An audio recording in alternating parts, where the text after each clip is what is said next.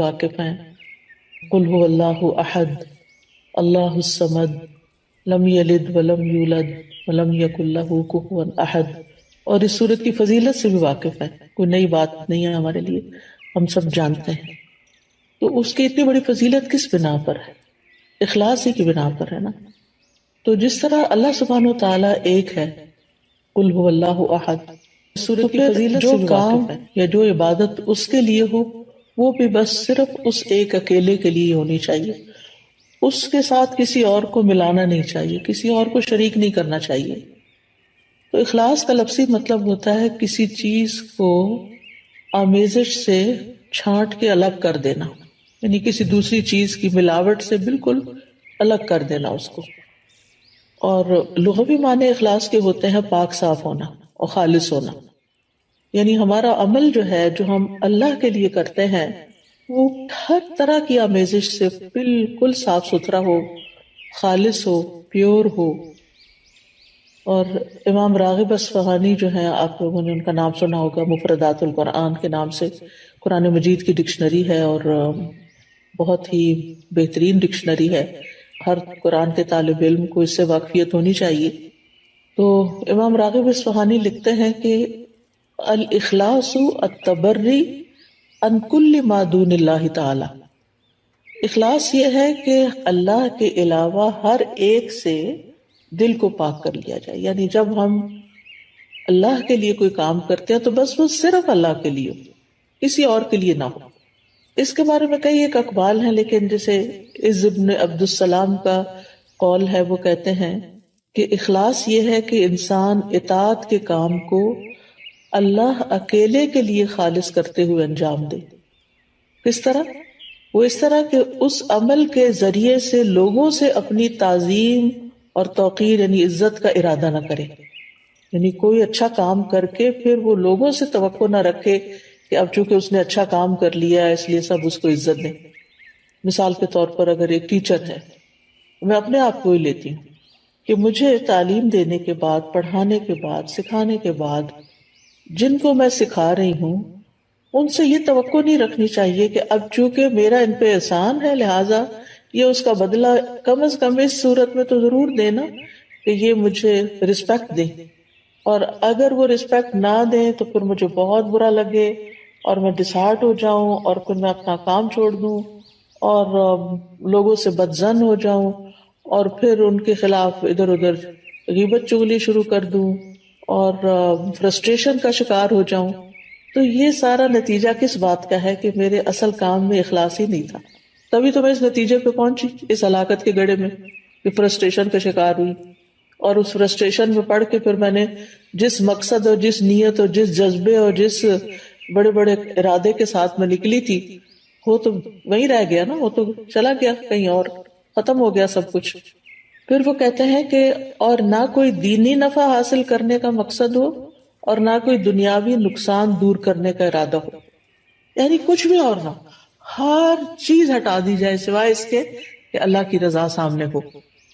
اسی طرح یہ بھی کہا جاتا ہے کہ اخلاص کا صحیح مفہوم یہ ہے کہ انسان زندگی میں جو بھی عمل کرے اور جس سطح کی اور جس شکل کی بھی عبادت کرے. یعنی عبادت کی مختلف شکلیں ہیں نا، ایک تو نماز روزہ ہے ہی ہماری فارمل عبادت، اور ایک اس کے علاوہ جو ہے وہ جیسے امام ابن تیمیہ نے عبادت کی تعریف کی ہے نا کہ ہر قول اور ہر عمل جو ہے ظاہر ہو یا باطن ہو وہ اللہ کی تعظیم اور محبت کے ساتھ کیا جائے. یعنی جتنے بھی ہمارے ظاہری اعمال ہیں یا باطنی اعمال اگر وہ اللہ کے لیے کیے جا رہے ہیں تو ساری عبادت بن جاتے ہیں، اللہ کے بتائے ہوئے طریقے کے مطابق ہیں، اس کی رضا کے مطابق ہیں. تو بہرحال جتنی بھی عبادت کی شکلیں ہیں تو انسان کا دل اس عبادت اور عمل میں صرف اور صرف اس بات پہ مطمئن ہو کہ میں یہ عبادت صرف اللہ تعالیٰ کی رضا کے لیے کر رہا ہوں.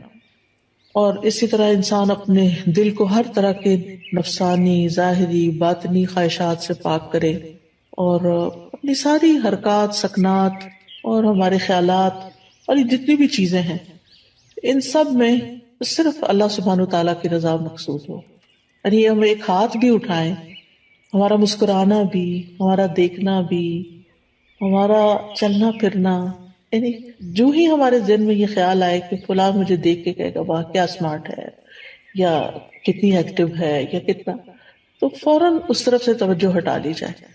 ایسا شخص لوگوں سے کتنا بے نیاز ہو جاتا ہے نا، لوگوں کی تعریف سے بے نیاز ہو جاتا ہے، لوگوں کی طرف سے پہنچنے والے فائدے کی توقع سے بے نیاز ہو جاتا ہے کہ یہ اس طرح میری قدر کرے گا اور اس طرح مجھے اپریشیٹ کرے گا. یہ ایسا انسان سارے چنگلوں سے ایک طرح سے آزاد ہو جاتا ہے، کیونکہ اس کی نظر صرف اللہ کی رضا پہ لگی ہوئی ہوتی ہے. اللہ سبحانہ وتعالیٰ نے قرآن مجید میں ہمیں حکم بھی دیا ہے سورۃ البینہ میں، وما امروا الا ليعبدوا الله مخلصين له الدين حنفاء ويقيموا الصلاة ويؤتوا الزكاة وذلك دين القیمہ، اور انہیں اس کے سوا حکم نہیں دیا گیا کہ وہ اللہ کی عبادت کریں اس حال میں کہ اس کے لیے دین کو خالص کرنے والے ایک طرف ہونے والے ہوں، اور نماز قائم کریں اور زکوٰۃ دیں، اور یہی درست دین ہے. وذلك دین القیمہ. اسی طرح اللہ سبحانہ وتعالیٰ صرف اس عمل کو قبول کرتے ہیں جو صرف اس کے لیے ہوتا ہے. نبی صلی اللہ علیہ وسلم فرماتے ہیں کہ اللہ تعالیٰ فرماتا ہے میں بہترین شریک ہوں، پس جس نے کسی کو میرے ساتھ شریک کیا تو وہ عمل اسی شریک کے لیے ہے.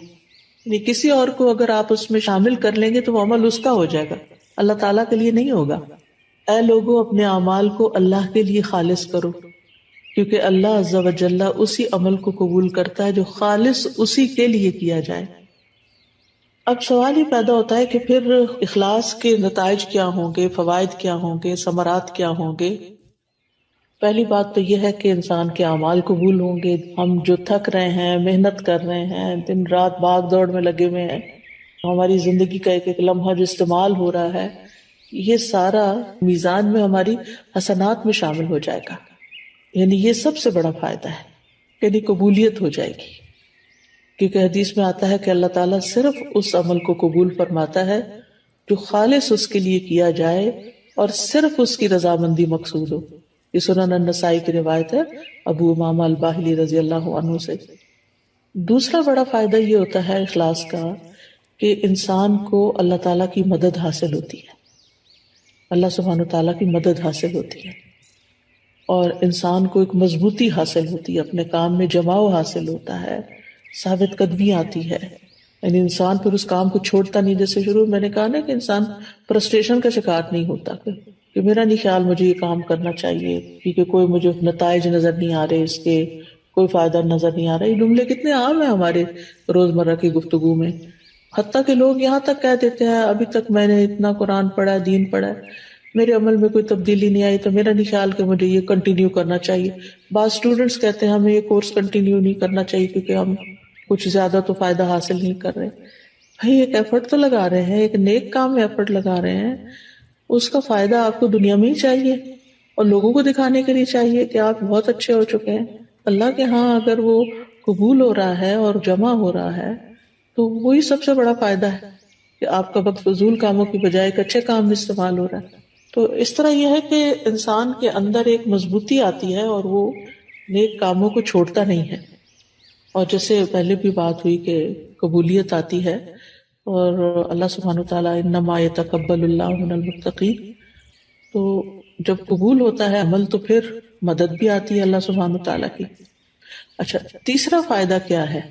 تیسرا فائدہ یہ ہے کہ انسان کا دل جو ہوتا ہے وہ بہت سی بیماریوں سے پاک ہو جاتا ہے، دل کے امراض کا علاج ہو جاتا ہے. یہ بالکل ایسے ہی ہے نا جیسے اگر کسی میلے برتن میں آپ صاف پانی ڈالنا شروع کر دیں تو وہ ڈالتے ڈالتے جو اس کا میل کچیل ساری دھل دلا کے بالکل صاف پانی اس میں جا کے ٹھہر جائے گا. تو اسی طرح جب ہمارے اندر اخلاص آتا ہے، بار بار ہم اللہ سبحانہ وتعالیٰ کے لیے اپنی نیت کو خالص کرتے ہیں تو وہ نیک کام جاری رکھتے ہیں، اور جتنا وہ جاری ہوتا ہے تو وہ جاری پانی کی طرح ہوتا ہے جو ہمارے دل کے اندر پھر جتنی بھی میل کچیل ہے اس کو باہر نکال دیتا ہے. تو دل کی بیماریاں، سب سے بڑی بیماری تو نفاق ہی ہے، اور نفاق اپوزٹ ہے اخلاص کا. پھر اسی طرح نفاق کی جو علامتیں ہیں اور دیگر جو برائیاں ہیں جیسے حسد ہے، کینہ ہے، بغض ہے، خیانت ہے، یہ ساری چیزیں. پھر اسی طرح یہ ہے کہ حدیث میں آتا ہے 3 چیزیں ایسی ہیں جن کی وجہ سے ایک مسلمان کا دل دھوکہ نہیں کھا سکتا، یعنی حسد یا کینہ نہیں رکھتا.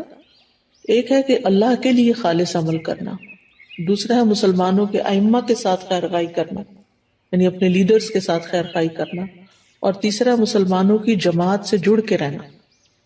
بے شک دعا مانگنا ان کی حفاظت کرتا ہے، یعنی مسلمانوں کی دعا جو ہوتی ہے وہ ایک دوسرے کے لیے فائدہ مند ہوتی ہے۔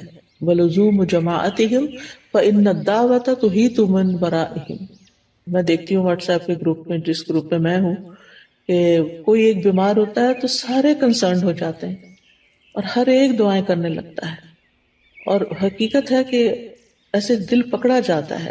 جب میں واٹس ایپ کھولتی ہوں، میں سینئر سٹاف کا جو گروپ ہے اس کا وہ نمبر دیکھتی ہوں کہ کافی میسیجز ہیں، تو میں سوچتی ہوں اللہ خیر کرے، لگتا ہے یا کوئی بیمار ہے یا کوئی فوت ہو گیا ہے یا کوئی، تو یہ اسی صورت میں سب کی دعائیں ملتی ہیں نا جب جڑے ہوئے ہیں، اور اگر جڑے ہوئے ہی نہیں ہیں، آپ اکیلے ہی زندگی بسر کر رہے ہیں تو بس پھر اکیلے ہی ہیں بہرحال۔ پھر اسی طرح اخلاص کا چوتھا فائدہ یہ ہے کہ جو دنیاوی عمل بھی جو ہوتے ہیں نا، دنیاوی کام جیسے کھانا پینا ہے، بچے پیدا کرنا ہے، شوہر بیوی کا تعلق ہے، خرید و فروخت ہے، یہ سارے کام بھی اخلاص کی وجہ سے نیک اعمال میں شامل ہو جاتے ہیں۔ جیسے صحابہ نے نبی صلی اللہ علیہ وسلم سے پوچھا تھا کہ اللہ کے رسول، ہم میں سے اگر کوئی اپنی خواہش پوری کرتا ہے تو کیا اسے اس میں بھی اجر ملتا ہے؟ تو آپ نے فرمایا بتاؤ، اگر وہ خواہش حرام جگہ پوری کرتا ہے تو کیا اس پر گناہ ہوتا؟ تو اسی طرح جب وہ اسے حلال جگہ پوری کرتا ہے تو اس کے لیے اجر ہی اجر ہے۔ تو اس میں آپ دیکھیں کہ مثلاً آپ والدین کی خدمت کر رہے ہیں، اپنے روزمرہ کے کاموں میں آپ دیکھیں کہ کچھ کام تو آپ خالص دینی کام کر رہے ہوتے ہیں، لیکن بہت سے کام دن بھر میں دنیاوی کام بھی ہمارے روٹین میں شامل ہو جاتے ہیں، جیسے کھانا پکانا ہے، کھانا سرو کرنا ہے، برتن سمیٹنا ہے، بچوں کے پیچھے پڑ کے ان کو کھلانا ہے، بزرگ ہیں تو ان کے چڑچڑے پن کے باوجود ان کے ساتھ خیر خائی کا معاملہ کرتے ہوئے ان کی ضروریات کا خیال رکھنا ہے، یہ سارے کام بندے کو تھکا دینے والے ہوتے ہیں، اور اینڈ آف دا ڈے پھر یا آوازیں بلند ہونے لگتی ہیں انسان کی، یا پھر